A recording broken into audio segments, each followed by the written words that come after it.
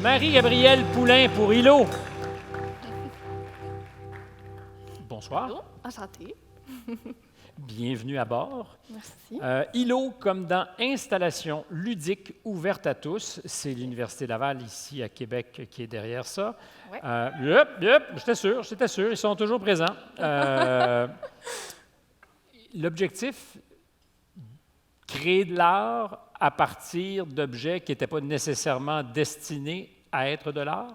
Est-ce que ça serait un bon pitch ou je suis un peu à côté de mes patins? Oui, ben non, ça s'enligne vers ça. En fait, c'est ça, l'idée est venue, en fait, quand on se promène dans le quotidien, il y a un paquet de gestes qu'on pose qu'on ne remarque pas nécessairement à tous les jours, tu sais, que ce soit se faire un café le matin, aller manger à la cafétéria. Donc, c'est les ustensiles qu'on utilise, les capsules à café, mais c'est aussi des objets qu'on jette. Par exemple, j'ai le goût d'un nouveau set de table à manger, ben l'autre, je Scrape le l'ancien. bord de la rue.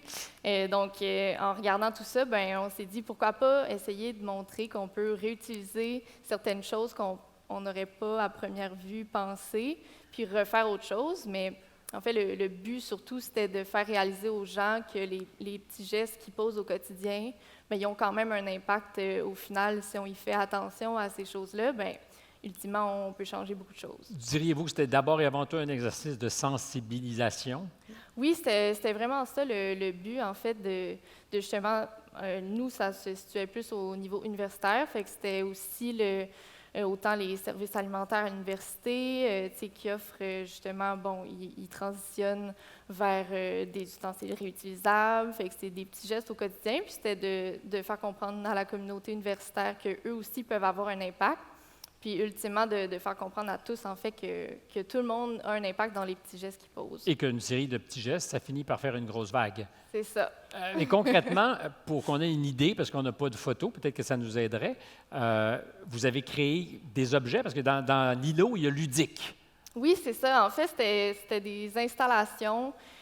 Donc, par exemple, on avait des installations un peu plus contemplatives. Donc, on observait un peu l'installation qui nous frappait un peu à nous-mêmes. Il fallait se balader à travers les différentes installations. C'était un parcours. En fait, il était situé dans 2 pavillons. Donc, effectivement, dans une section de pavillon, il y avait un parcours. Puis dans l'autre, par exemple, c'était un... Oh, oui, OK. Tout va bien, tout va C'était un bien. jeu d'échecs fait avec des capsules Nespresso. Donc, les gens pouvaient aller jouer aux échecs.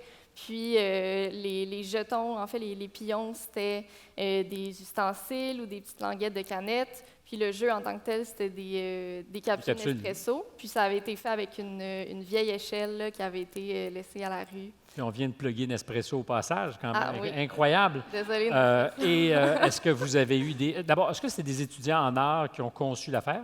En fait, nous, on est un comité de l'École d'architecture de l'Université Laval, le comité Innovation. D'ailleurs, vous pourrez aller voir notre page Facebook ou notre page Instagram. Et puis, en fait, c'est un comité qui vise à faire prendre conscience un peu de l'importance de l'architecture, puis aussi de l'importance du développement durable, puis de faire un peu sortir la créativité du cadre universitaire, puis d'un peu diffuser ça un peu plus grand dans la communauté. Donc, cet été, on prépare un projet qui, on l'espère, va atteindre beaucoup plus de gens dans la communauté de Québec. Bravo, merci beaucoup. Mais merci à vous. Et bonne chance.